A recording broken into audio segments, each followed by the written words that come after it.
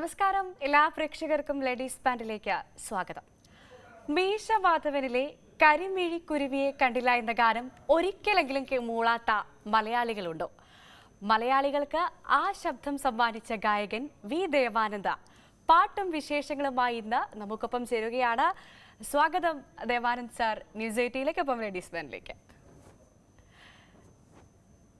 നമസ്കാരം. എല്ലാവർക്കും നമസ്കാരം. ഓക്കെ സാർ, നമ്മൾ ഈ കരിമിഴി കുരുവി എന്നുള്ള പാട്ട് എൻ്റെ അടക്കം എല്ലാവരുടെയും ഒരു പക്ഷേ ഫേവറേറ്റ് പാട്ടുകളിൽ ഒന്നായിരിക്കും. പക്ഷേ എൻ്റെ ഒരു പ്രധാനപ്പെട്ട കാര്യം എന്ന് പറയുന്നത്, എൻ്റെ ഒരു മെലഡി ഫേവറേറ്റ് എടുക്കുകയാണെങ്കിൽ അതെല്ലാം അതിൽ ഒരു 5 എണ്ണമെങ്കിലും സാറ് പാടിയ പാട്ടുകൾ ഉണ്ടാകുമെന്നുള്ളത് ഏറെ സന്തോഷം നൽകുന്നൊരു കാര്യമാണ്. അപ്പം നമുക്ക് ഈ ഏതൊക്കെ പാട്ടുകളിൽ ഇത്ര സൂപ്പർ ഹിറ്റുകൾ പാടിയാൽ പോലും കരിമിഴി കുരുവി എന്നുള്ള പാട്ടിൽ സാറിൻ്റെ പേരിൽ, ദേവാനന്ദ് എന്ന ഗായകൻ്റെ പേരിൽ അടയാളപ്പെടുത്തും. അത് കഴിഞ്ഞിട്ടേ അങ്ങോട്ട് എന്തുമുള്ളൂ എന്ന് പറയുന്ന ഒരാളാണെങ്കിൽ ആ സിഗ്നേച്ചർ പാട്ട് താങ്കളുടേതാണ്. അതിൽ വളരെ സന്തോഷം. നമുക്ക് എന്തായാലും വിശേഷങ്ങളിലേക്ക് വരുന്നതിന് മുൻപ് ആദ്യം ആ പാട്ടൊന്ന് പ്രേക്ഷകർക്ക് പാടി കൊടുത്തിട്ട് ബാക്കി നമുക്ക് കാര്യങ്ങളെ കിടക്കാം. അതായിരിക്കും കുറച്ചും കൂടെ രസം തോന്നുന്നു. Okay, sure. കരിമിഴി കുരുവിയെ കണ്ടില്ല, നിൻ ചിരിമണി ചിലമ്പൊലി കേട്ടില്ല, നീ പണ്ടേ എന്നോടൊന്നും മിണ്ടില്ല. കരിമിഴി കുരുവിയെ കണ്ടില്ല, നിൻ ചിരിമണി ചിലമ്പൊലി കേട്ടില്ല, നീ പണ്ടേ എന്നോടൊന്നും മിണ്ടില്ല. കാവിൽ വന്നില്ല, പൂരം കണ്ടില്ല, മായ കൈകൊട്ടും മേളം കിട്ടില്ല. കരിമിഴി കുരുവിയെ കണ്ടില്ല, നിൻ ചിരിമണി ചിലമ്പൊലി കേട്ടില്ല, നീ പണ്ടേ എന്നോടൊന്നും മിണ്ടില്ല. ഈ പാട്ട് കേൾക്കുന്ന സമയത്ത് നമുക്ക് എപ്പോഴും ഇപ്പോൾ ഒരു ബസ്സിലൊക്കെ പോകുമ്പോൾ പൊതുവെ കൂടുതലും ബസ്സിലൊക്കെ നമ്മൾ കേൾക്കുന്നൊരു പാട്ടാണിത്. അപ്പം ഇതിങ്ങനെ കേൾക്കുന്ന സമയത്ത് നമുക്ക് എപ്പോഴും മനസ്സിലേക്ക് കാവ്യമാധവൻ്റെയും ദിലീപിൻ്റെ ആ ഒരു കോംബോ ഒക്കെ കൃത്യമായിട്ട് മനസ്സിലേക്ക് വരും. സാറ് പാടുമ്പം ഞാൻ സാറിൻ്റെ മുഖമാണ് ശ്രദ്ധിച്ചത്. എപ്പോൾ പാടുമ്പോൾ ആ ഒരു ഫീല് ഉൾക്കൊണ്ട് പാടാൻ പറ്റുന്നൊരു പാട്ടാണ്. ഞാൻ ചോദിച്ചോട്ടെ, യഥാർത്ഥത്തിൽ അന്ന് ഈ പാട്ട് പാടുന്ന സമയത്ത് ഈ ദൃശ്യങ്ങൾ കണ്ടുകൊണ്ടായിരുന്നോ പാടിയത്, അല്ലെങ്കിൽ അങ്ങനെ ഒരു കരിമിഴി കുരുവി സാറിന്റെ ജീവിതത്തിൽ ഉണ്ടായിരുന്നോ? ഒരു വലിയ ക്വസ്റ്റ്യൻ ആണത്. അതിന് കുറച്ച് സമയമൊന്നും മതിയാവില്ല. എന്നാലും സീൻസ് ഒന്നും ഉണ്ടായിരുന്നില്ല എൻ്റെ അടുത്ത്. സ്റ്റോറി എന്നുള്ളത് എനിക്കൊരു ലവ് സോങ് എന്നുള്ളത് എനിക്ക് പറഞ്ഞു എന്നുള്ളതല്ലാണ്ട് വേറെ അങ്ങനെ ഒരുപാട്. കാരണം എൻ്റെ ആദ്യത്തെ പാട്ടുകളിൽ ഒരു ശ്രദ്ധിക്കപ്പെട്ട പാട്ടാണ്. അപ്പൊ നമുക്ക് ഒരു ഡയറക്ടറുടെ അടുത്തോ അല്ലെങ്കിൽ ഈവൻ വിദ്യാജിയുടെ അടുത്തോ നമുക്ക് അങ്ങനെ ഇതിന്റെ സ്റ്റോറി സിറ്റുവേഷൻ എന്തായിരുന്നു എന്നൊന്നും നമുക്ക് ചോദിക്കാൻ പറ്റുന്ന സാഹചര്യമല്ല. പക്ഷേ വിദ്യാസാഗർ എന്ന സംഗീത സംവിധായകനെ സംബന്ധിച്ചിടത്തോളം ആ സിറ്റുവേഷൻ, ആ പാട്ടുകാരനെ, ഞാനായാലും ഏത് പാട്ടുകാരനായാലും അത് എങ്ങനെ ഭംഗിയായിട്ട് പാടിക്കണമെന്ന് വ്യക്തമായിട്ട് അറിയാം. അപ്പൊ അതുകൊണ്ട് ആ പാട്ടിന് വേണ്ട ചെറിയ ഫീലും കാര്യങ്ങളും എക്സ്പ്രഷനും അല്ലെങ്കിൽ മോഡുലേഷൻസ് അല്ലെങ്കിൽ അതിൽ വരുന്ന ഒരു കൊഞ്ചലും അല്ലെങ്കിൽ ഒരു ടീസിങ് നേച്ചറോ അല്ലെങ്കിൽ അങ്ങനെയൊക്കെ എവിടെയൊക്കെ വേണമെന്ന് ആ ലിറിക്കിനനുസരിച്ച് എവിടെയൊക്കെ വേണമെന്ന് വ്യക്തമായിട്ട് സാറിന് അറിയാം. അപ്പൊ അതുകൊണ്ട് എനിക്ക് അങ്ങനെ വേറെ യാതൊരു ടെൻഷനൊന്നും ആ സമയത്ത് വേണ്ടി വന്നിട്ടില്ല. കരിമിഴി കുരുവികളോ അല്ലെങ്കിൽ അങ്ങനെയുള്ള കുരുവികളൊക്കെ ഒരുപക്ഷെ മനസ്സിലുണ്ടെങ്കിൽ കൂടെ തന്നെ പാടുന്ന സമയത്ത് നമുക്ക് അതൊന്നും ഓർമ്മ വരില്ല. കാരണം അവിടെ നമ്മൾ പെർഫെക്റ്റ് ആയിട്ട് പാടുക എന്നുള്ളത് ഒരു പക്ഷെ ആ ഒരു മനസ്സിൽ അങ്ങനെയുള്ള ഒരു ചിന്തകളോ അല്ലെങ്കിൽ അങ്ങനെ കുറെ സ്വപ്നങ്ങളോ അല്ലെങ്കിൽ സങ്കല്പങ്ങളൊക്കെ ഉള്ളതുകൊണ്ട് നമ്മുടെ ശബ്ദത്തിലൂടെ വരുമ്പോൾ ഒരുപക്ഷെ സ്വാധീനിക്കാം എന്നുള്ളതല്ലാതെ പാടുന്ന സമയത്ത് നമ്മളൊരു കമ്പോസറുടെ അടുത്ത് നമ്മൾ ഏറ്റവും പെർഫെക്റ്റ് ആയിട്ട് പാടാനുള്ള ഒരു ശ്രമം അപ്പൊ അവിടെ നടത്തുക, നമ്മുടെ മാക്സിമം അടുത്ത് കൊടുക്കാൻ പറ്റുക എന്നുള്ളത് തന്നെയുള്ളൂ. അതിന് full credit goes to Vidyaji. പിന്നെ ഓഫ് കോഴ്സ് ലാലുവേട്ടൻ അല്ലെങ്കിൽ ദിലീപേട്ടൻ അങ്ങനെയുള്ള കുറെ ആൾക്കാരുടെ എല്ലാവരുടെയും ഒരു വർക്കായിരുന്നു. അതായത് ദേവാനന്ദ് സാറിന്റെ കരിമിഴി കുരുവി ഓർത്തല്ല ആ പാട്ട് പാടിയത് എന്ന് നൈസായിട്ട് പറഞ്ഞതാണോ? ഒരിക്കലും അല്ല, അങ്ങനെ പറയാൻ പറ്റില്ലല്ലോ. കാരണം മനസ്സിൽ, അതാ ഞാൻ പറഞ്ഞേ, മനസ്സിൽ അങ്ങനെയൊക്കെ ഒരു ചിന്തയുണ്ടെങ്കിലും ഒരു പ്രൊഫഷണലി നമ്മൾ ഞാൻ വളരെ പ്രാക്ടിക്കലായിട്ട് സംസാരിക്കുകയാണ് കേട്ടോ. അപ്പൊ അതുകൊണ്ട് നമ്മൾ പാടുന്ന സമയത്ത് വിദ്യാജി പറയുന്ന അങ്ങനെ വേണം. ഇപ്പം മിണ്ടീല മിണ്ടീല മിണ്ടീല എന്നൊക്കെ പാടുന്ന സമയത്ത് വിദ്യാജി എന്ന് പറയും, ഇങ്ങനെ പാടും, നീ ഇങ്ങനെ ഒരു എന്താ പറയാ, സീരിയസ് അല്ലാത്ത രീതിയിൽ നമ്മൾ കുറച്ചൊരു ടീസിങ് നേച്ചറിലും എന്നാൽ ഫീൽ വൈസ് നമുക്കൊരു എക്സ്പ്രസ് ചെയ്യാൻ പറ്റുന്ന രീതിയിൽ ഇപ്പൊ എങ്ങനെ വന്നാലും അതിനൊരു പ്രധാനപ്പെട്ട ഒരു കാര്യം എന്നുള്ളത് നമ്മൾ ഓഡിയോ ആണ് ആദ്യം ഉണ്ടായത്, അതിനുശേഷമാണ് ദിലീപേട്ടൻ അത് ആ ക്യാരക്ടർ ചെയ്തത്. ദിലീപേട്ടൻ ചെയ്തപ്പോൾ അത് കുറച്ചുകൂടെ ആ ഒരു പാട്ടിനെ കുറച്ചുകൂടെ അപ്ലിഫ്റ്റ് ചെയ്തു, ഓരോ അതിന്റെ ആ ചെറിയ ചെറിയ ഫീൽ കൊടുക്കുന്ന വിഷയങ്ങൾ. അതുപോലെ തന്നെ സുജാത ചേച്ചിയുടെ കാവ്യ ചെയ്തപ്പം അത് കുറച്ചുകൂടെ എക്സ്പ്രസീവ് ആയിട്ട് വന്നു. അങ്ങനെ വന്നപ്പോഴാണ് നമുക്ക് ആ പാട്ട് കുറെ കൂടെ അട്രാക്റ്റീവ് ആയതെന്ന് എനിക്ക് തോന്നിയിട്ടുണ്ട്. പാട്ട് മാത്രമല്ല, അതിന്റെ വിഷ്വലും എല്ലാം കൊണ്ടും കൂടെ കൂടിയാണ് ആ ഒരു മൂഡിലേക്ക് അത് വന്നത്. അതുമാത്രമല്ല, ഞങ്ങൾ കേട്ടതും മനസ്സിലാക്കിയ ഒരു കാര്യമുണ്ട്. ഈ പാട്ടിന് ശേഷമാണ് ഒരുപാട് ആരാധികമാരെ ദേവാനന്ദ് സാറിന് ലഭിച്ചതെന്നും പ്രത്യേകിച്ച് ഒരുപാട് കരിമിഴി കുരുവിമാരെ കിട്ടിയതും ഈ പാട്ടിന് ശേഷമാണെന്നുണ്ട്. അതിനൊപ്പം ഒരു ചോദ്യം കൂടെ ചോദിച്ചോട്ടെ, ഈ കരിമിഴി കുരുവിക്ക് മുൻപും ശേഷവും വന്ന് ദേവാനന്ദ് സാറിന്റെ കരിയറിനെ അടയാളപ്പെടുത്താൻ സാധിക്കുമോ? തീർച്ചയായിട്ടും കരിമിഴിക്കുരുവി എന്നുള്ളത് എന്റെ ലൈഫിലെ ഏറ്റവും ടേണിംഗ് പോയിന്റ്. ഒരുപക്ഷെ വളരെ ഫ്രാങ്ക് ആയിട്ട് പറയും, ഒരു കല്യാണം നടന്നു തന്നെ ആ ഒരു പാട്ട് കിട്ടിയുണ്ടായിരിക്കും. പക്ഷെ നേരത്തെ കരിമിഴിക്കുരുവി എന്നൊക്കെ പറഞ്ഞ പോലെ, പക്ഷെ അതൊരു അറേഞ്ച്ഡ് ആയിട്ടുള്ള മാരേജ് ആയിരുന്നു. ഞങ്ങള് ഇതിന് ശേഷം ഞങ്ങൾ ഫാമിലി തന്നെ ഡിസൈഡ് ചെയ്ത ഒരു മാരേജ് ആയിരുന്നു. അതുകൊണ്ട് അങ്ങനെ പറയാൻ പറ്റുമെന്നറിയില്ല. പക്ഷെ അതിന് മുമ്പ് എന്ന് പറയുന്നത് തീർച്ചയായിട്ടും നമ്മള് സിനിമാ രംഗത്ത് വന്നു കഴിഞ്ഞാൽ നമ്മുടെ ഏറ്റവും വലിയ സ്വപ്നം എന്നുള്ളത് എല്ലാവരും ഇഷ്ടപ്പെടുന്ന ഒരു പാട്ട്, ഒരു നല്ല സിനിമയിൽ, ഹിറ്റായ ഒരു മൂവിയിൽ, നല്ല സിറ്റുവേഷനിൽ ഒരു പാട്ട് കിട്ടുക എന്നുള്ളതാണ് നമ്മുടെ സ്വപ്നം. അപ്പൊ അതിനു വേണ്ടിയുള്ള ഒരു തെരച്ചിലിനിടയിൽ, അതായത് അതിനു മുമ്പ് നമ്മൾ പാടിയ പാട്ടുകൾ എന്ന് പറയുന്നത് ആലേലോ കുലൂലോയും അതുപോലെ തന്നെ അമ്മ നക്ഷത്രമൊക്കെയാണ്. അതൊരിക്കലും ഒരു റൊമാൻറ്റിക് സോങ് അല്ല. അത് രണ്ടും രണ്ടും വേറൊരു കൈൻഡ് ഓഫ് സോങ്സ് ആണ്. അപ്പൊ ഇതിന് മുമ്പ് പാടിയെന്ന് പറഞ്ഞാൽ അങ്ങനെ ഒരു കഥയൊക്കെ ഉണ്ടായിരുന്നു. മറന്നിട്ടും എന്തിനെന്നുള്ള പാട്ട് ട്രാക്ക് ഞാൻ പാടിയപ്പോൾ അത് കേട്ടപ്പോൾ ലാലുവേട്ടനും വിദ്യാജിക്കും ഭയങ്കര ഇഷ്ടപ്പെട്ടു. അത് ചേട്ടനാണ് പാടിയത്. പക്ഷെ അത് കഴിഞ്ഞു വരുന്ന സോങ് ആണ് ഈ ഒരു സോങ്. അപ്പൊ അതിൽ നിന്ന് ഇൻസ്പയർ ചെയ്താവാം ഇങ്ങനൊരു പാട്ട് എനിക്ക് തന്നു കഴിഞ്ഞാൽ ഒരു പക്ഷേ വർക്കൗട്ട് ആവുന്നുള്ളൂ. അപ്പം കരിമിഴിക്കുരുവിക്ക് മുമ്പുള്ളത് കരിമിഴിക്കുരുവിലേക്ക് എത്താനുള്ള എന്റെ ശ്രമങ്ങളും അതിനുള്ള ആ ഒരു സ്ട്രഗിളും ഒക്കെയാണ്. അതിന് ശേഷം എന്ന് പറയുന്നത് അത് റീറ്റെയിൻ ചെയ്യാനുള്ള, നമുക്കറിയാലോ ഒരു പാട്ട് കിട്ടിയോണ്ട് മാത്രം നമ്മുടെ ജീവിതം ഒന്നും ആവില്ല. അപ്പൊ കൂടുതൽ പാട്ട് കിട്ടണമെങ്കിൽ നമ്മൾ അതിനു വേണ്ടി ശ്രമം. അപ്പൊ അത് ആ ഒരു പ്ലേബാക്ക് സിംഗർ എന്നുള്ളൊരു പൊസിഷൻ കിട്ടിയെങ്കിൽ അത് റീറ്റെയിൻ ചെയ്യാനുള്ള ശ്രമങ്ങളാണ് അതിന് ശേഷം. ആ രണ്ടും സ്ട്രഗിൾ തന്നെയാണ് ഇപ്പോഴും അത് കണ്ടിന്യൂ ആയിക്കൊണ്ടിരിക്കുന്നത്. അത്രയേ ഉള്ളൂ. ഈ ഇൻഡസ്ട്രിയിൽ തന്നെ പൊതുവെ പറയുന്ന ഒരു കാര്യമുണ്ട്, ദേവാനന്ദ് ദിലീപ് കോംബോ അതൊരു ലക്കി കോംബോയാണ്, അല്ലെങ്കിൽ ഒരു ഭാഗ്യ കോംബോയാണെന്ന്. യഥാർത്ഥത്തിൽ സാറിന് തോന്നിയിട്ടുണ്ടോ ദിലീപിന്റെ വേഷങ്ങൾക്ക് തന്നെയാണ് എൻ്റെ ശബ്ദം കൂടുതൽ അനുയോജ്യം, അല്ലെങ്കിൽ മറ്റൊരാളെ പറയാൻ പറഞ്ഞാൽ ദിലീപേട്ടൻ ഓക്കെ നമുക്കറിയാം ഒരുപാട് ഹിറ്റ് സിനിമകൾ നിങ്ങൾ രണ്ടുപേരും കൂടി ഉള്ളതുണ്ട്. അപ്പോൾ അതിലേക്ക് കടക്കാതെ ദിലീപ് എന്ന നടനല്ലാതെ മറ്റൊരാൾക്ക് തൻ്റെ ശബ്ദം ഏറ്റവും കൂടുതൽ അനുയോജ്യമാകുന്നു സാറിന് തോന്നുന്നത് ആരതാണ്?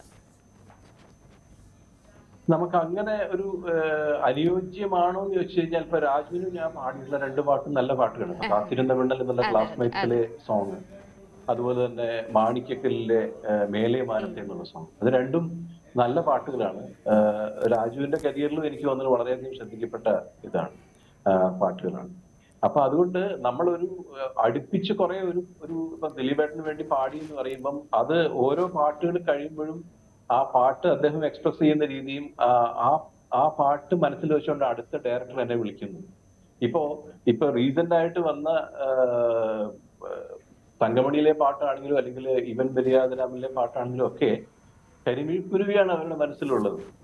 അപ്പൊ അതുകൊണ്ട് ആ പാട്ട് ഇൻസ്പയർ ചെയ്ത് തന്നെയാണ് ഓരോ പാട്ടിലേക്കും പോകുന്നത്. അപ്പം നമുക്ക് ദിലീപേട്ടന് കൂടുതൽ പാടിയതുകൊണ്ട് അങ്ങനെ തോന്നി. രാജുവിനും അല്ലെങ്കിൽ മറ്റുള്ളവർക്ക് ഞാൻ ജയറാമേട്ടന് പാടിയിട്ടുണ്ട്. പിന്നെ വേറെ യങ്സ്റ്റേഴ്സിന് അധികം എനിക്ക് തോന്നുന്നത് അധികം ഒരുപാട് പാടിയില്ല. വെറിയ അത്ര റെപ്യൂട്ടഡ് ആയിട്ടുള്ളവർക്കൊന്നും ഞാൻ പാടിയിട്ടില്ല. അപ്പൊ അതുകൊണ്ട് അവർക്ക് പാടി നമ്മൾ എസ്റ്റാബ്ലിഷ് ആകുമ്പോഴാണ് അത് പറ്റുമല്ലോ എന്ന്, അല്ലെങ്കിൽ സ്യൂട്ടബിൾ ആകുമോ എന്നൊക്കെ പറയാൻ പറ്റും. ദിലീപേട്ടൻ അല്ലാണ്ട് പാടിയിട്ടുള്ളത് പൃഥ്വിരാജൻ തന്നെയാണ് 2 സോങ്സ് വേറെ പാടിയിട്ടുള്ളത്. ഇപ്പോൾ ഈ സോഷ്യൽ മീഡിയയിലൊക്കെ ഒരു വീഡിയോ ഈ അടുത്ത് ഞങ്ങളൊക്കെ കണ്ടു, കൂടുതലും ഇൻസ്റ്റയിലും ഒക്കെ വന്നിട്ടുണ്ടായിരുന്നു. ദിലീപേട്ടൻ്റെ കുറേ പാട്ടുകൾ വെച്ചിട്ട് ഈ ദിലീപേട്ടൻ്റെ ഇത്രമാത്രം പാട്ടുകൾ പാടിയത് ദേവാനന്ദ് സാർ ആയിരുന്നു എന്നൊക്കെ ആളുകൾ ആകാംക്ഷയോടുകൂടി ചോദിക്കുന്ന കുറേ സാധനങ്ങളൊക്കെ കണ്ടു. അപ്പോൾ ആളുകൾ അറിയുന്നുണ്ടായിരുന്നില്ലേ ഇത് ഇത്രയും വലിയ ഹിറ്റുകൾ ദിലീപേട്ടൻ പ്രേക്ഷകർക്ക് സമ്മാനിച്ചപ്പോൾ അതിന് പിന്നിലുണ്ടായിരുന്നത് ദേവാനന്ദ് സാർ ആണെന്ന് ആളുകൾക്ക് മനസ്സിലായിട്ടുണ്ടായിരുന്നില്ല എന്ന് തോന്നിയിട്ടുണ്ടായിരുന്നു എപ്പോഴെങ്കിലും ഇങ്ങനത്തെ ചോദ്യങ്ങളൊക്കെ കമൻറ്റുകളൊക്കെ കണ്ട സമയത്ത്? ഇതിൽ ശരിക്കും പറയുകയാണെങ്കിൽ അതിൽ ചോദിച്ചിരിക്കുന്ന ഒരു 99% ആൾക്കാരും യങ്സ്റ്റേഴ്സ് ആണ്. അതിനകത്ത് യാതൊരു സംശയമില്ല. ഞാനത് ചെക്ക് ചെയ്തിരുന്നു. ഇൻസ്റ്റയിലൊക്കെ എനിക്ക് വന്നപ്പോൾ അവരെല്ലാം എനിക്ക് റിക്വസ്റ്റ് അയച്ചിരുന്നു. അത് കഴിഞ്ഞ് മെസ്സേജസ് ഒക്കെ അയച്ചിരുന്നു. അവരെല്ലാം എനിക്ക് തോന്നുന്നത് ഇപ്പം കോളേജ് പഠിക്കുന്നവർ, അല്ലെങ്കിൽ സ്കൂളിൽ പഠിക്കുന്നവർ, അല്ലെങ്കിൽ കോളേജിൽ നിന്ന് ഇറങ്ങിയവർ എങ്ങനെയാണ്. അപ്പൊ ഞാൻ മീശമാധവൻ പാടിയത് 2002-ലാണ്. അതിനുശേഷം ആ സമയത്താണ് തൊട്ട് മീനിക്കാൻ അറിയാതെ ഇഷ്ടമായി, അല്ലെങ്കിൽ അങ്ങനെയുള്ളതൊക്കെ പാടിയത്. പിന്നെ ഇപ്പം വരുന്നവരെ സംബന്ധിച്ചിടത്തോളം അവര് പാട്ട് കേട്ടിട്ടുള്ളതല്ലാണ്ട് അവരാരാണ് പാടിയെന്നൊന്നും ചിന്തിക്കുന്ന ഒരു തലമുറയല്ല ഇപ്പോൾ ഉള്ളത്. അവര് പാട്ട് കേട്ട് എൻജോയ് ചെയ്യും പോകുന്നുള്ളൂ. അപ്പൊ പക്ഷെ ഒരു 10 വർഷം അല്ലെങ്കിൽ ഒരു മുമ്പുള്ള ഒരു ആൾക്കാരെന്ന് പറയുമ്പോൾ അവർക്ക് എല്ലാവർക്കും നമ്മളെ അറിയാം, തീർച്ചയായിട്ടും അറിയാം. പിന്നെ റീസെന്റ് ആയിട്ട് ഏതോ ഒരു വ്യക്തി, എനിക്ക് തോന്നുന്നത് എന്തോ ഒരു സൈറ്റ് ഒക്കെ ചെയ്യുന്ന ഒരു ടീമാണെന്ന് തോന്നുന്നു, ഈ റീൽസും ഒക്കെ ചെയ്യുന്നത്. അവരാണ് ആദ്യമായിട്ട് 10 പാട്ട് എടുത്തിട്ടിട്ട് അവരിങ്ങനെ ഒരു ടോക്ക് പോലെ ഇത് ഈ പാട്ടുകളൊക്കെ പാടിയിട്ടുള്ളത് ദേവാനന്ദാണെന്ന് പറഞ്ഞിട്ട്. അപ്പം ഇവരാണ് എടുത്ത ഈ പാട്ടുകളൊക്കെ ഇദ്ദേഹമാണ് പാടിയെന്നൊക്കെ പറഞ്ഞിട്ട് ടോക്ക്. അപ്പൊ അവരൊക്കെ എനിക്ക് തോന്നുന്നത് ഇപ്പോഴത്തെ യങ്സ്റ്റേഴ്സ് ആയിട്ടുള്ളവരായിരിക്കാം. അതിന് മുമ്പുള്ളവർക്ക് തീർച്ചയായിട്ടും അറിയാവുന്നവരൊക്കെ ഒരുപാട് പേരുണ്ട്. സത്യം പറഞ്ഞാലേ കാരണം സാർ ഈ പറഞ്ഞ യങ്സ്റ്റേഴ്സിന്റെ കൂട്ടത്തിൽ പെടുന്ന ഒരാളാണ് ഞാൻ. കാരണം ഞാൻ of സാറിനെ course, കുറിച്ച് അതെ. സാറിനെ കുറിച്ച് നോക്കിയ സമയത്തെ ഞാനിങ്ങനെ നോക്കുമായിരുന്നു, ഇത്രയും പാട്ടുകൾ ലിസ്റ്റ് കണ്ടപ്പോൾ ഞാൻ തുടക്കത്തിൽ തന്നെ പറഞ്ഞു എൻ്റെ പേഴ്സണൽ ഫേവറേറ്റ് ആയിട്ടുള്ള ഒരുപാട് പാട്ടുകൾ ഇതൊക്കെ സാറായിരുന്നോ പാടിയത് എന്ന് ആ നിമിഷത്തിൽ പറഞ്ഞ് ഞാൻ ചിന്തിച്ചു പോയിട്ടുണ്ട്. അപ്പം ഈ പറഞ്ഞത് കറക്റ്റ് ആയിരിക്കും. ആയിരിക്കാം, തീർച്ചയായിട്ടും. ഞാൻ അങ്ങനെ ഒരുപാട് ഓവർ എക്സ്പോസ്ഡ് ആയിട്ടുള്ള ആളല്ല. അങ്ങനെ ഒരുപാട് ആവശ്യത്തിന് മാത്രം മീഡിയയിൽ വരുന്ന ഒരാളെ അങ്ങനെയും കൂടെ ആവും. എക്സ്പോസ്ഡ് ആവണ്ട എന്നുള്ളതുകൊണ്ടല്ല, എനിക്കറിയില്ല. പക്ഷെ അങ്ങനെ ഒരു നേച്ചർ ആയിരിക്കാം, അതുകൊണ്ടാവാം. ഓക്കെ, നമ്മൾ എന്തായാലും ദിലീപേട്ടൻ്റെ കൂടെയുള്ള സൂപ്പർ ഹിറ്റായ കരിമിഴി കുരുവിയിൽ തുടങ്ങി ഇപ്പോൾ നമ്മൾ തങ്കമണിയിൽ എത്തി നിൽക്കുകയാണ്. അപ്പം ഏറ്റവും നമ്മൾ ആദ്യത്തെ വിശേഷം പറഞ്ഞു, ഇനി ലേറ്റസ്റ്റ് വിശേഷങ്ങളിലേക്ക് നമുക്ക് കടക്കണം, അതിനുശേഷം നമുക്ക് മറ്റു വിശേഷങ്ങളിലേക്ക് വരാം. അപ്പം തങ്കമണിയിൽ ഹിറ്റ് ആയിക്കൊണ്ടിരിക്കുന്ന ആ പാട്ടൊന്നും പാടിയിട്ട് നമുക്ക് തങ്കമണിയുടെ വിശേഷങ്ങളിലേക്ക് പോവാം അല്ലേ? Okay, sure. കാതിലീനം പാട്ടുമൂടും കാറ്റെന്ന പോൽ മെല്ലെ കോടമഞ്ഞും കോരി എന്നെ തേടുന്ന പൂവല്ലേ അനുരാഗമല്ലേ അതിൽ നോവില്ലേ അഴകലിയുമാക്കിനാവിൻ കാത്തിരിക്കില്ലേ കാതിലീനം പാട്ടുമൂടും കാറ്റെന്ന പോൽ മെല്ലെ കോടമഞ്ഞും കോരി എന്നെ തേടുന്ന പൂവല്ലേ. അതൊക്കെ എങ്ങനെയാണ് സാർ ഈ ഒരു തങ്കമണിയിലേക്കും അപ്പം ഈ ഒരു പാട്ടിലേക്കും എത്തിയത്? അതിന്റെ ഒരു കഥ ചുരുക്കി പറയുകയാണെങ്കിൽ എങ്ങനെയായിരിക്കും? ഒന്നുമില്ല, വളരെ ചുരുക്കമേ ഉള്ളൂ. എനിക്ക് വേറെ അധികം പറയാനില്ല. എനിക്ക് വില്യം എന്ന് പറയുന്നതിന്റെ കമ്പോസറിനെ വിളിച്ചു, ദിലീപേട്ടൻ പറഞ്ഞിട്ട് വിളിക്കുകയാണ്, ഒരു പാട്ടുണ്ട്, അത് എപ്പോഴാണെന്ന് പാടാൻ പറ്റുമെന്ന് ചോദിച്ചു. അത്രേ ഉള്ളൂ കഥ, വേറെ കഥകളൊന്നും എനിക്കില്ല. അപ്പൊ ഞാൻ പോയി പാടി, അത് അവർക്ക് ഇഷ്ടമായി എന്ന് പറഞ്ഞ് വിളിച്ചു. ഞാനൊരു പുറത്തൊരു ടൂറുള്ള സമയത്തായിരുന്നു, എനിക്ക് എബ്രോഡ് പോകുന്ന സമയത്ത്. അപ്പൊ അതിന് മുമ്പ് പാടി പോയിട്ട് വന്നപ്പോഴത്തേക്ക് അത് ഓക്കെ ആയി എന്ന് പറഞ്ഞു. മൃദുലയാണ് പാടുമെന്ന് പറഞ്ഞപ്പോ സന്തോഷം തോന്നി. ദിലീപേട്ടന്റെ ഒരു കൈൻഡ് ഓഫ് സോങ്ങിന്റെ ആ ഒരു കാറ്റഗറിയിലുള്ള ഒരു പാട്ടായിട്ട് എനിക്ക് ദിലീപേട്ടന് പാടുന്ന 7ാമത്തെ പാട്ടാണ്. അതിൽ 6 പാട്ടും നേരത്തെ പറഞ്ഞ പോലെ തന്നെ എന്റെയും ദിലീപേട്ടന്റെയും കരിയറിൽ ഏറ്റവും അധികം ശ്രദ്ധിക്കപ്പെട്ട പാട്ടുകളാണ്. അപ്പൊ അതുകൊണ്ട് തന്നെ അതൊരു കമ്മിറ്റ്മെന്റുമാണ്, ഒരു ടെൻഷനും ഒക്കെ ഉണ്ട്. കാരണം അതും ഈ പാട്ടും എല്ലാവർക്കും ഇഷ്ടപ്പെടണം, നന്നായിട്ട് വരണം, വിഷ്വൽ നന്നായിട്ട് വരണം, അങ്ങനെയൊക്കെയുള്ള ഒരുപാട് ടെൻഷൻസ് ഉണ്ടായിരുന്നു. പക്ഷെ എല്ലാം ഭംഗിയായിട്ട് വന്നു. ഒരുപാട് പേര്, എനിക്ക് തോന്നുന്നത് അതിന്റെ കമന്റ്സ് നോക്കിയാൽ തന്നെ അറിയാം, കുറെ നാളുകൾക്ക് ശേഷം കിട്ടിയ ഒരു നല്ല പാട്ടെന്നുള്ള ലിറിക്കിനെ പറ്റിയും അതിന്റെ മ്യൂസിക്കിനെ പറ്റിയും അതിന്റെ വിഷ്വൽസിനെ പറ്റിയും എല്ലാം നല്ല കുറെ കമന്റ്സ് അതിനകത്ത് കേൾക്കാൻ സാധിച്ചു. അതിൽ ഒരുപാട് സന്തോഷം. ശരി, ഈ നമ്മൾ ഈ ദിലീപ് ദേവാനന്ദ് കോംബോ പറഞ്ഞതുപോലെ തന്നെ എടുത്തു പറയേണ്ട ഒരു കോംബോയാണ് വിദ്യാസാഗർ ദേവാനന്ദ് കോംബോ. വിദ്യാജിക്കൊപ്പം ഹിറ്റുകൾ മാത്രം സമ്മാനിച്ച ഒരാളും കൂടിയാണ് ഇതിന് മുൻപിലിരിക്കുന്നത്. ആ ഹിറ്റുകൾ പിറന്നതിനെ പറ്റി, അതോടൊപ്പം അത് കഴിഞ്ഞിട്ട് അടുത്ത ക്വസ്റ്റ്യൻ ഇതാണ്, ആ ഹിറ്റുകളിൽ സാറിന് ഏറ്റവും കൂടുതൽ ഇഷ്ടപ്പെട്ട ഒരു ഹിറ്റ് ഞങ്ങൾക്ക് വേണ്ടിയിട്ട്. ഏറ്റവും കൂടുതൽ ഇഷ്ടപ്പെട്ട ഹിറ്റ് ഒരെണ്ണം പാടിക്കഴിഞ്ഞു. അതൊക്കെ അടുത്ത ഹിറ്റ്. അതെ, വിദ്യാജിയുടെ കോംബോ എന്ന് പറയുന്നത്, അദ്ദേഹത്തിന്റെ അടുത്ത് ഞാൻ എന്റെ കരിയർ സ്റ്റാർട്ട് ചെയ്യുന്ന അവിടെയാണ്. എല്ലാവർക്കും അറിയാവുന്ന ഒരു കാര്യമാണ്. ട്രാക്കും കോറസും അതുപോലെ തന്നെ അതിനോടൊപ്പം തന്നെ സ്റ്റേജ് സോങ്സും എല്ലാം. ഈവൻ എനിക്ക് തോന്നുന്ന കരിമിഴി കൂടി പാടിയതിനു ശേഷം കൂടെ ഞാൻ ഏതൊക്കെയോ സോങ്സിന്റെ ട്രാക്ക് ഞാൻ അവിടെ പാടിയിട്ടുണ്ട്. അപ്പൊ അവിടെ അങ്ങനെയൊന്നുമില്ല. അവിടെ നമ്മുടെ ഒരു കുടുംബം പോലെ തന്നെയാണ്. അദ്ദേഹം എന്ത് പാടാൻ പറഞ്ഞാലും ഒരു ഒരു ജസ്റ്റ് ഒരു ക്ലാപ്പ് ചെയ്യാൻ പറഞ്ഞാലും അല്ലെങ്കിൽ ചെറിയൊരു ആലാപന പാടാൻ പറഞ്ഞാലും എന്ത് പറഞ്ഞാലും ഞാൻ അവിടെ പോയി ചെയ്യും. കാരണം അതൊരു നമുക്ക് വലിയൊരു എക്സ്പീരിയൻസ് ആയിരുന്നു അവിടെ. കാരണം നമുക്ക് സ്ട്രെയിറ്റ് ആയിട്ട് ഒരേ സമയം സ്ട്രെയിറ്റ് ആയിട്ട് പാട്ടുകൾ തരും. അല്ലെങ്കിൽ ദാസേട്ടന്റെ ട്രാക്കാണ് പാടേണ്ടി വരാറ്. വേറെ അധികം മറ്റുള്ളവരുടെ ട്രാക്ക് എടുക്കേണ്ടി വരാറില്ല. അപ്പൊ അതൊരു വലിയ എക്സ്പീരിയൻസ് ആയിരുന്നു. അപ്പൊ അങ്ങനെ പല ട്രാക്കുകളും നമ്മൾ ഇപ്പൊ മധുരനൊമ്പരക്കാറ്റ്, അതുപോലെ തന്നെ ഇഷ്ടം ഗ്രാമഫോൺ, ദേവദൂതൻ, ഇങ്ങനെ കുറെ അദ്ദേഹത്തിന്റെ ഹിറ്റ് ആയിട്ടുള്ള സോങ്സിന്റെ കുറെ പാട്ടുകൾ എനിക്ക് ട്രാക്ക് പാടാൻ പറ്റിയിട്ടുണ്ട്. അപ്പം ഒരു പാട്ടുകാരനെ നമ്മൾ ട്രാക്ക് പാടിക്കുമ്പോൾ എന്താ വെച്ചാൽ അതിന്റെ ഏതെല്ലാം ഭാഗങ്ങളായിട്ട് നന്നായിട്ട് പാടാൻ പറ്റും, അയാളുടെ റേഞ്ച് എന്താണ്, എങ്ങനത്തെ പാട്ടുകൾ നന്നായി കൂടുതൽ ഭംഗിയാവും, എന്താ അതിന്റെ മൈനസ് പോയിന്റ്സ് എന്താണ്, അപ്പൊ നമുക്ക് എങ്ങനെ കൊടുത്താൽ കൂടുതൽ അത് ഭംഗിയാക്കി, ഇങ്ങനെയൊക്കെയുള്ള കുറെ കാര്യങ്ങൾ അദ്ദേഹത്തിന് എന്റെ സിംഗിങ് സ്റ്റൈലിൽ നിന്ന് അദ്ദേഹം മനസ്സിലാക്കി വെച്ചിട്ടുണ്ടാവും. അപ്പൊ അതുകൊണ്ടാണ് അദ്ദേഹത്തിന് കൂടുതൽ നല്ല പാട്ടുകൾ നോക്കി സെലക്ട് ചെയ്ത് എനിക്ക് തരുവാനും എന്റെ അടുത്ത് പറയാറുണ്ട്, നീ പാടിയത് നന്നാവുന്ന എനിക്ക് തോന്നുന്ന പാട്ടുകൾ ഞാൻ നിന്നെ വിളിക്കുള്ളൂ, അല്ലാതെ ഒരു പാട്ടുണ്ടെന്ന് നിന്നെ വിളിച്ച് പാടില്ല, അപ്പൊ അങ്ങനെ ഒരിക്കലും വിളിക്കില്ല സാറ്. ഞാൻ പറഞ്ഞു എനിക്കത് മതി, വർഷത്തിൽ ഒരു പാട്ട് കിട്ടിയാലും ഞാൻ ഓക്കെയാണ്, അതുകൊണ്ട് ഞാൻ എന്റെ ലൈഫ് ടൈം ഞാൻ അത് പാടി സന്തോഷമായിട്ടിരുന്നുള്ളതെന്ന് സാറിന്റെ അടുത്ത് പറയാറ്. അപ്പൊ അതാണ് ഒരു കെമിസ്ട്രി എന്ന് പറയുന്ന ഒരു പാട്ടുകാരനും സംഗീത സംവിധായകനും തമ്മിലുള്ള ഒരു കെമിസ്ട്രി, അത് തന്നെയാണ് അവിടെ വർക്കൗട്ട് ആയത്. അപ്പം രണ്ടാമത്തെ ചോദ്യത്തിനുള്ള മറുപടി കിട്ടിയില്ല. മറുപടി കിട്ടിയില്ല, തീർച്ചയായിട്ടും ആ മറുപടി ഇതാ ഇവിടെയുണ്ട്. തൊട്ടുരുമ്മിക്കാൻ കൊതിയായി, കട്ടെടുത്തു പറക്കാൻ കൊതിയായി, മുല്ലമുടി ചുരുളിൽ മുകിലായി, മൂടിപ്പുതച്ചിരുന്നാൽ മതിയായി, എന്നാളും എന്നാളും എന്റേതന്നേ നീ, എന്താണീ കണ്ണീർ പരിഭവം, മറ്റാരും കാണാത്തൗതുകം,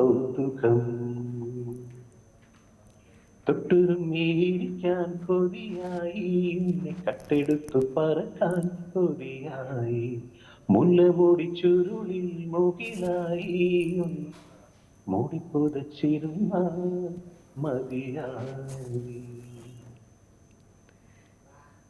സാറിൻ്റെ ഈ പാട്ടുകളൊക്കെ കേൾക്കുന്ന സമയത്ത് ഞാൻ തുടക്കത്തിൽ പറഞ്ഞു, നമ്മൾ ഈ ടി വിയിൽ കാണാതെ അല്ലെങ്കിൽ യൂട്യൂബിൽ ഈ ദൃശ്യങ്ങൾക്കൊപ്പം ഈ പാട്ട് കേൾക്കുന്ന സമയമല്ലാതെ നമ്മളൊരു ഹെഡ്സെറ്റ് വെച്ച് കേൾക്കുകയോ അല്ലെങ്കിൽ ഒരു ബസ്സിൽ യാത്ര ചെയ്യുകയോ ചെയ്യുമ്പോൾ ഈ പാട്ടുകൾ കേൾക്കുമ്പോൾ അധികവും ഞാനൊക്കെ ഡിഗ്രിയൊക്കെ പഠിക്കുമ്പോൾ ചിന്തിച്ചൊരു കാര്യമുണ്ട്, എന്തൊരു അർത്ഥമാണ്, എന്തൊക്കെ മീനിങ് ആണ് ഈ പാട്ടുകൾക്ക് എന്നുള്ളത് കൂടുതൽ നമ്മൾ ഈ ഹെഡ്സെറ്റൊക്കെ വെച്ച് കേൾക്കുമ്പോഴാണ് നമ്മൾ ചിന്തിക്കുക. ഇതിന് കുറേ അർത്ഥങ്ങളുണ്ട് എന്ന് നമുക്ക് തോന്നുന്ന ഒരു പക്ഷേ അങ്ങനെയൊക്കെ കേൾക്കുമ്പോഴായിരിക്കും ഈ ദൃശ്യങ്ങളൊന്നുമില്ലാതെ. അത് സത്യം പറഞ്ഞാൽ ഞാനൊക്കെ ഒരുപാട് അതെ അതെ ഈ പാട്ടുകൾ വരികൾ മാത്രമായിട്ട് നമ്മൾ അതെ അതെ അതാണ് അത് കേൾക്കുമ്പോൾ നമുക്ക് പലപ്പോഴും അങ്ങനെ തോന്നിയിട്ടുണ്ട്, ഒരുപാട് മീനിങ് ഉണ്ട് ഇതിനൊക്കെ എന്ന്. അല്ല, അത് താങ്ക്സ് ടു ഗിരീഷ് ഏട്ടന്റെ പാട്ടുകളാണെന്ന് ഞാൻ ഗിരീഷ് പുത്തഞ്ചേരി ഇപ്പം കരിവഴിക്കുരുവി, തൊട്ടുരുമ്മിയിരിക്കാൻ, അങ്ങനെയുള്ള കുറെ പാട്ട്, പിന്നെ അത് കഴിഞ്ഞ് ശരത്തേട്ടന്റെ കണ്ണിൻ വാതില്, അങ്ങനെ എന്താണെന്ന് എന്നോടൊന്നും, അതൊക്കെ അങ്ങനെ തീർച്ചയായിട്ടും ലിറിക്സിന് 60%, മ്യൂസിക്കിന് 40% സ്വാമി പണ്ട് പറയാറുണ്ട്, ദക്ഷിണാസ്വാമി കറക്റ്റാണ്. അപ്പൊ ആ പാട്ടും തൊട്ടുരുമ്പി ഇപ്പൊ ഞാൻ പാടിയ പാട്ട് തന്നെ കണ്ടില്ലേ, എത്ര സിമ്പിൾ ആയിട്ട് അതിനകത്ത് ഒരു പൊയറ്റിക്കൽ ഒരു വലിയൊരു എക്സലൻസോ അല്ലെങ്കിൽ ഒരു സാധാരണക്കാരന് മനസ്സിലാക്കാൻ പറ്റാത്തതായിട്ട് ഒന്നുമില്ല ഇതല്ലേ, സിമ്പിൾ ആയിട്ടുള്ള ട്യൂൺ. കട്ടെടുത്ത് തൊട്ടുരുമ്മിയിരിക്കാൻ കൊതിയായി, കട്ടെടുത്ത് പറക്കാൻ കൊതിയായി, ഇതിപ്പോ എന്താ പറയാനില്ല, വേറൊന്നും പറയാനില്ല. കാരണം അത് സിമ്പിൾ ആയിട്ടുള്ള ഒരു സാധാരണക്കാരന്റെ ഒരു ഒരു ഒരു ഒരു പ്രണയ സങ്കല്പമായിട്ടാണ് അത് എഴുതിയത്. അതാണ് എല്ലാവർക്കും അത് ഇഷ്ടപ്പെടാനും, അല്ലെങ്കിൽ അത് അവരുടെ ഒരു കഥയായിട്ടും. എത്രയോ ആൾക്കാർ നമ്മള് ഇപ്പൊ വെഡിങ്ങിന് ഇട്ടു, അല്ലെങ്കിൽ എന്റെ ഫസ്റ്റ് ലവർക്ക് ഞാൻ അയച്ചു കൊടുത്ത പാട്ട് ഇതാണ്, അല്ലെങ്കിൽ അവര് വിളിക്കുമ്പോൾ അല്ലെങ്കിൽ ഞാൻ വിളിക്കുമ്പോൾ അവരുടെ ആ കുട്ടിയുടെ റിംഗ് ടോൺ ഇതായിരുന്നു, ഇങ്ങനെയൊക്കെ പലരും പറയാറുണ്ട്. അപ്പൊ അതൊക്കെ അതിന്റെ ഒരു കാരണം എന്ന് പറയുന്നത് ഇതാണ്, സാധാരണക്കാരുടെ ഒരു കാലത്ത് കുറെ പാട്ടുകള് പാടിക്കൊടുത്തിട്ടുണ്ടാവും അല്ലേ? പിന്നെ തീർച്ചയായിട്ടും പാടിക്കൊടുത്തിട്ടുണ്ട്. ഇപ്പോഴും എനിക്ക് തോന്നുന്നത് ഇപ്പൊ ഞാൻ ഈ ബസ്സില് യാത്ര ചെയ്യണ കാര്യം പറഞ്ഞപ്പോൾ ഞാൻ എപ്പോഴും എനിക്ക് വാട്സാപ്പിലൊക്കെ മെസ്സേജ് വരാറുണ്ട്. ഞങ്ങള് ദുബായ്, പ്രത്യേകിച്ച് എബ്രോഡ്, ദുബായ് UAE-ലൊക്കെ ഡ്രൈവ് ചെയ്തുകൊണ്ടിരിക്കുമ്പോൾ എപ്പോഴെങ്കിലും ഈ ഇതുപോലെ തന്നെ പാട്ടുകൾ കേൾക്കുമ്പോൾ എനിക്ക് മെസ്സേജ് അയക്കും, ഞങ്ങൾ കേട്ടുകൊണ്ട്, അല്ലെങ്കിൽ റെക്കോർഡ് ചെയ്തിട്ട് മൊബൈലിൽ വാട്സപ്പ് ഒക്കെ അയക്കാറുണ്ട്. അവിടെയാണെങ്കിലും ഇവിടെയാണെങ്കിലും അപ്പൊ അവരുടെ കുറെ ആൾക്കാരുടെ ലിസ്റ്റിൽ ഇങ്ങനെയുള്ള പാട്ടുകൾ, അവരുടെയൊക്കെ ഒരു ഫേവറേറ്റ് സോങ്സ് ഒക്കെ നേരത്തെ പറഞ്ഞ പോലെ അതൊരു വലിയ സന്തോഷമുള്ള കാര്യമാണ്. എന്തായാലും ഓക്കെ. നമ്മളെ ഒരുപാട് ആളുകളുടെ കൂടെ, ഒരുപാട് സംഗീതത്തിൻ്റെ ദൈവങ്ങളെന്ന് നമ്മൾ വിശേഷിപ്പിക്കുന്ന ആളുകളുടെ കൂടെ ഒക്കെ പാട്ടുകൾ പാടിയിട്ടുണ്ട് സാറ്. അപ്പം ഏറ്റവും കൂടുതൽ പേടി തോന്നിയത് ആരെ കൂടെ പാടിയപ്പായിരുന്നു? ഇപ്പം ഞാൻ ചോദിക്കുന്നില്ല, ഇപ്പം സംഗീതത്തിൻ്റെ കുലപതിയെ മാറിക്കൊണ്ടിരിക്കുകയാണ്. പണ്ട് ആദ്യമായിട്ടൊക്കെ പാടി തുടങ്ങിയ ആ ഒരു കാലഘട്ടത്തിൽ ഏറ്റവും കൂടുതൽ പേടിച്ച് പാടി ഒപ്പം പാടിയ ഒരാളാരാണ്? സിംഗർ ആണോ ഉദ്ദേശിച്ചത്? അതെ അതെ. അതോ മ്യൂസിക് ഡയറക്ടറോ? അല്ല, സിംഗർ കൂടെ പാടിയ ഒരാൾ, സീനിയർ ആയിട്ടുള്ള ഒരാൾ ടെൻഷൻ വെച്ചിട്ട് പേടി തോന്നിയിട്ടുള്ളതെന്ന് പറയുകയാണെങ്കിൽ ഒരുമിച്ച് പാടിയത് ബാലു സാറാണ്. അത് പേടി എന്ന് പറഞ്ഞാൽ അങ്ങനെയല്ല. ഞാൻ ഒരു ഓണത്തിന്റെ ഷോ ദുബായിൽ ഞങ്ങൾ ഒരുമിച്ച് ചെയ്തിരുന്നു. അപ്പൊ ചിത്ര ചേച്ചി ഉണ്ടായിരുന്നു. അപ്പം ബാലു സാറാണ് കാട്ടുകുയിൽ എന്നുള്ള പാട്ട് ദാസേട്ടന്റെ പോർഷൻ ഞാനും പാടിയിട്ട് അങ്ങനെ ഇത്. അപ്പം അതൊരു വലിയ ഒരു, കാരണം ഇത്രയും വലിയൊരു ലെജൻഡിന്റെ കൂടെ പാടുക എന്നൊരു ടെൻഷൻ ഉണ്ടായിരുന്നു. പിന്നെ ചിത്രചേച്ചി എനിക്ക് ആദ്യം തന്നെ കയറുന്നതിന് മുമ്പ് ഇൻസ്ട്രക്ഷൻസ് തന്നു, അങ്ങനെയാവും, ഇങ്ങനെ പറയും, അല്ലെങ്കിൽ ഇങ്ങനെ ചെയ്യും, അപ്പൊ അതുകൊണ്ട് അത് പേടിക്കരുത്, ധൈര്യമായിട്ട് പാടണം എന്നൊക്കെ പറഞ്ഞിട്ട് അങ്ങനെ പറഞ്ഞു. അപ്പൊ എനിക്ക് സത്യം പറഞ്ഞാൽ അതൊരു വലിയ പേടി. എന്നാലും നമ്മുടെ പാടുന്ന പോർഷൻ ഏറ്റവും പെർഫെക്റ്റ് ആയിട്ട് പാടാൻ പറ്റണേ എന്നുള്ളൊരു ടെൻഷനുണ്ട്. അതായിരുന്നു മെയിൻ ആയിട്ടുള്ള ഒരു കാര്യം. അതായിരുന്നു അത് ബാലു സാറിന്റെ കൂടെ പാടുമ്പോൾ എനിക്ക് ഉണ്ടായിരുന്നു. പക്ഷെ അദ്ദേഹം വളരെ കൂളായിട്ട് വന്ന് BGMസിന്റെ സമയത്തൊക്കെ വന്ന് ഹായ് ദേവാൻ ഹൗയും എന്നൊക്കെ പറഞ്ഞിട്ട് വർത്താനൊക്കെ പറഞ്ഞ് ഭയങ്കര നമ്മളെ കൂളാക്കി എടുക്കും അദ്ദേഹം. അതാണ് ഒരു പേടിച്ചിട്ടുള്ള, അതൊരു ടെൻഷൻ അടിച്ച് പാടിയിട്ടുള്ള, പേടിയല്ല, ഒരു ടെൻഷനായിട്ട് പാടിയിട്ടുള്ള ബാലു സാറിന്റെ കൂടെയാണ് കൂടുതലും ഉണ്ടായിട്ടുള്ളത്. ബാക്കിയുള്ളവരൊക്കെ നമുക്ക് നേരത്തെ ആയിട്ട് അറിയാവുന്നവരായിരുന്നു, ഇപ്പം സിംഗേഴ്സ് എല്ലാവരും തന്നെ. അപ്പൊ അതുകൊണ്ട് അത്രയും ഒരു ടെൻഷൻ തോന്നിയിട്ടില്ല. ഈ തങ്കമണി ഇപ്പൊ പുതിയ വിശേഷമായിട്ട് ഇങ്ങനെ നിൽക്കുവാണ്. മറ്റെന്തെങ്കിലും ഒരു പുതിയ വിശേഷം ഉണ്ടോ ഞങ്ങളോട് പങ്കുവയ്ക്കാൻ? ഞാൻ 2-3 മൂവീസ് പാടിയിട്ടുണ്ട്. ഞാൻ ഒരു കമ്പോസ് ചെയ്തൊരു മൂവി ഒക്കെ ചെയ്തിട്ടുണ്ട്. പക്ഷെ ഞാനത് എപ്പോഴും ഒരു മൂവി റിലീസായി ഞാൻ പോയി കണ്ടതിന് ശേഷമേ, ഒരു കൺഫർമേഷന് ശേഷം പറയുള്ളൂ. കാരണം എന്താ വെച്ചാൽ ഇപ്പോഴത്തെ ഒരു സിറ്റുവേഷനിൽ സിനിമയിൽ സംഭവിക്കുന്നത് എന്താ വെച്ചാൽ, ആ പാട്ട് ഒരു സിറ്റുവേഷൻ സെക്കൻഡ് ഹാഫ് വന്നപ്പോൾ ലാഗായി, അല്ലെങ്കിൽ ആ പാട്ട് മാറി വേറൊരു പാട്ടായി, അല്ലെങ്കിൽ ഒരു പാട്ട് കഴിഞ്ഞ് പല്ലവി കഴിഞ്ഞിട്ട് അതിന്റെ ചരണം വേറൊരു സ്ഥലത്ത്, ഇങ്ങനെയൊക്കെ ഒരുപാട് കാര്യങ്ങൾ. കാരണം സിനിമയ്ക്ക് അത്ര ഒരു പാട്ടിനെ സംബന്ധിച്ച് എത്രത്തോളം പ്രാധാന്യമുള്ള സിനിമയാണെന്ന് നമുക്കറിയില്ല. പക്ഷെ അപ്പൊ അങ്ങനെയൊക്കെ വരുന്നതുകൊണ്ട് ഞാൻ എപ്പോഴും സിനിമ റിലീസായി അത് പോയി കണ്ടിട്ട്, ഇപ്പൊ തങ്കമണി കൂടെ തന്നെ ഞാൻ എല്ലാവരും എന്റെ ഫാമിലിയിൽ ആർക്കും ഞാൻ തങ്കമണി എന്നൊരു മൂവി പാടിയിട്ടത് ആർക്കും അറിയില്ല. വേറെ ഒന്നും കൊണ്ടല്ല, ഒരു സർപ്രൈസ് കൊടുക്കണമെന്ന് എനിക്ക് തോന്നി. കാരണം എനിക്ക് കുറച്ച് നാളുകൾക്ക് ശേഷം കിട്ടിയ ഈവൻ മര്യാദ രാമൻ ശേഷം പിന്നെ കുപ്രസിദ്ധ പയ്യൻ ചെയ്തു. പക്ഷെ അത് അതിനേക്കാൾ കുറച്ചുകൂടെ പാടി അഭിനയിക്കുകയും ചെയ്തു അല്ലേ? അതെ, അതിൽ പാടി അഭിനയിക്കുകയും ചെയ്തു. അങ്ങനെ ഒരു പരീക്ഷണം കൂടെ ചെയ്തു. കാരണം ഡയറക്ടർ പറഞ്ഞത് എന്താ വെച്ചാല്, ഞങ്ങളൊക്കെ എത്ര കഷ്ടപ്പെട്ടാണ് നിങ്ങളുടെ പാട്ടുകൾ ചിത്രീകരിക്കണമെന്ന് നീയും കൂടെ അറിയണ്ടേ, അതിനുവേണ്ടിയാന്ന് പറഞ്ഞു. പക്ഷെ വാക്ക് കടമെടുക്കുകയാണെങ്കിൽ ആ ഒരു സാഹസത്തിന് പുതരാൻ ഇനിയും താല്പര്യമുണ്ടോ? അങ്ങനെയൊന്നുമില്ല. അറിയാവുന്ന തൊഴിലിന് പണി കിട്ടണം എന്നുള്ളതൊന്നും പണ്ട് ആരും പറഞ്ഞു കേട്ടില്ല, അത്രയേ ഉള്ളൂ. അതും പിന്നെ ഞാനത് ആക്ച്വലി ശരിക്കും പറയുകയാണെങ്കിൽ 6 മണിക്ക് മേക്കപ്പ് ഇട്ട് രാത്രി ഇരുന്ന് കഴിഞ്ഞാൽ എന്റെ ടേക്ക് വരുന്നത് വെളുപ്പാങ്കാലത്ത് 5 മണിക്കാണ്. മധുബാൻ സാറായിരുന്നു ഡയറക്ടർ. പിറ്റേ ദിവസം അതുപോലെ. അപ്പൊ ടോവിനോ ഒക്കെ വന്ന് ഹായ് ചേട്ടാ എങ്ങനെയുണ്ട്, തീപ്പെട്ടി കമ്പ് വല്ലതും കണ്ണിൽ വെക്കണോ, എങ്ങനെയാ എന്നൊക്കെ ചോദിച്ചിട്ട് പോകും. കാരണം ഈ ജിപ് ഷോട്ടും എല്ലാം വരുമ്പോ എന്താ വെച്ചാൽ പാട്ട് പാടുന്നയാൾ അവിടെ എപ്പോഴും ഈ ഡാൻസ് കളിക്കുന്ന ഇടയ്ക്കും ഒക്കെ ഞാൻ അവിടെ ഉണ്ടാവും. അതുകൊണ്ട് 6 മണിക്ക് ഇരുന്നാൽ രാവിലെ 5 മണിക്കാണ് എനിക്ക് 6 മണിക്ക് എഴുന്നേക്കാൻ പറ്റുള്ളൂ. അങ്ങനെ 2 ദിവസം. അതോടുകൂടി ഞാൻ പറഞ്ഞു സന്തോഷമായി, ഈ ഒരു പരിപാടി നമുക്ക് പറ്റിയതല്ല, വേറെ എന്തെങ്കിലും നമുക്ക് നോക്കാന്ന് പറഞ്ഞിട്ട് പറഞ്ഞു പോലും ചെയ്തു. പക്ഷെ അതൊരു എക്സ്പീരിയൻസ് ആയിരുന്നു. ആൾക്കാർ കണ്ടാൽ തിരിച്ചറിയോ ഇല്ലയോ എന്ന് എനിക്കറിയില്ല. പക്ഷെ ആ സീനിൽ ഞാൻ ഒരുപാട് പ്രാവശ്യം വരുന്നുണ്ട് എന്നുള്ളത് ഏറ്റവും സന്തോഷമുള്ള ഒരു കാര്യമാണ്. ഓക്കെ സാർ, നമുക്ക് ഈ സമയത്തിന്റെ പരിമിതി വല്ലാതെ ഉണ്ട്. രണ്ട് കാര്യം. ഒന്ന്, എന്റെ ചോദ്യം ഇതാണ്, ഒരുപാട് ഷോകളിൽ പങ്കെടുത്ത ഒരാളാണ്, ഒരുപാട് വിദേശ രാജ്യങ്ങളടക്കം ഷോകൾക്ക് പോയിട്ടുണ്ട്. അങ്ങനെ പോയ സമയത്ത് ഏതെങ്കിലും ആള് പറഞ്ഞ പൈസ തരാതെ പറ്റിച്ചിട്ടുണ്ടോ? ഒന്ന്. രണ്ടാമത്തെ കാര്യം, ഏറ്റവും ഇഷ്ടപ്പെട്ട ഒരു പാട്ട് കൂടി ഞങ്ങൾക്ക് പാടിത്തരണം. രണ്ട് എക്സ്റ്റൻസ് ആണ് ആ ചോദ്യങ്ങൾ രണ്ടും. സന്തോഷം. ഞാൻ വിചാരിച്ചു എന്തോ ഗൗരവമുള്ള എന്തൊരു വലിയൊരു ക്വസ്റ്റ്യൻ ചോദിക്കാൻ തോന്നി. നല്ല കാര്യം. പേയ്മെന്റ് സൈഡില് ഞാൻ അങ്ങനെ ഒരു ഭയങ്കര സ്ട്രിക്റ്റ് ആയിട്ടുള്ള ആളാണെന്ന് എനിക്ക് തോന്നിയിട്ടില്ല. അതിന്റെ കുറവുകളുണ്ട്, അതിന്റെ പ്ലസ് പോയിന്റ്സും ഉണ്ട്. ചില സ്ഥലങ്ങളിൽ അങ്ങനെ അപ്പം ഒരുപക്ഷെ ടിക്കറ്റ്സ് അതുപോലെ പോയില്ല, അല്ലെങ്കിൽ ഞങ്ങൾ വിചാരിച്ചത്ര സ്പോൺസേഴ്സ് കിട്ടിയിട്ടില്ല, അങ്ങനെയൊക്കെ വന്നിട്ടുണ്ട്. അതൊക്കെ എല്ലാവർക്കും വരുന്ന കാര്യമാണ്. നമുക്ക് അതിനകത്തൊന്നും പറയാനില്ല. കാരണം വെച്ചാൽ നമ്മളൊരു പ്രോഗ്രാമിന് പോകുന്ന എത്രയോ ആൾക്കാർ അതിന്റെ സ്പോൺസേഴ്സ് ആണെങ്കിലും അതിന്റെ ഇപ്പം 50 രൂപ കൊടുത്ത അല്ലെങ്കിൽ 50 ദൃഹം കൊടുത്തിട്ടാലും 100 ദൃഹം കൊടുത്താലും കയറുന്നതിന് അയാൾ കഷ്ടപ്പെട്ടുണ്ടാക്കുന്ന പൈസയാണ്. അപ്പൊ അതൊരു പക്ഷേ ചിലപ്പോൾ ഒരുപക്ഷെ എല്ലാ പ്രാവശ്യവും അതുപോലെ ഒരു ക്രൗഡ് കിട്ടണമെന്നില്ല. അങ്ങനെയൊക്കെയുള്ള ചില സാഹചര്യങ്ങളിലൊക്കെ വന്നിട്ടുണ്ട്. അല്ലാതെ അങ്ങനെ ഒരു പറഞ്ഞ് പറ്റിക്കായിട്ടൊന്നും അങ്ങനെ ഉണ്ടായിട്ടുണ്ടെന്ന് തോന്നുന്നില്ല. കാത്തിരുന്ന പെണ്ണല്ലേ, കാലമേറെയായില്ലേ, മുള്ളുപോലെ നൊന്തില്ലേ, നോവിലിന്നു തേനല്ലേ, വൈകി വന്ന രാവല്ലേ, രാവിനെന്തു കുളിരല്ലേ, ഉള്ളിലുള്ള പ്രണയം തീയല്ലേ.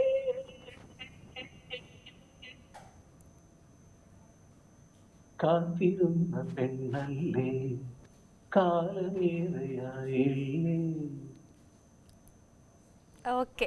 അപ്പോൾ എന്തായാലും ഞാൻ നേരത്തെ പറഞ്ഞു സമയത്തിൻ്റെ ഒരു ചെറിയ പ്രശ്നമുണ്ട്. അതുകൊണ്ട് മാത്രം അവസാനിപ്പിക്കുകയാണ്. എന്തായാലും ഈ മധുര ശബ്ദം ഇനിയും ഒരുപാട് നല്ല നല്ല സിനിമകളിലൂടെ ഞങ്ങൾക്ക് കേൾക്കാൻ സാധിക്കട്ടെ എന്ന് മാത്രം പറയുകയാണ്.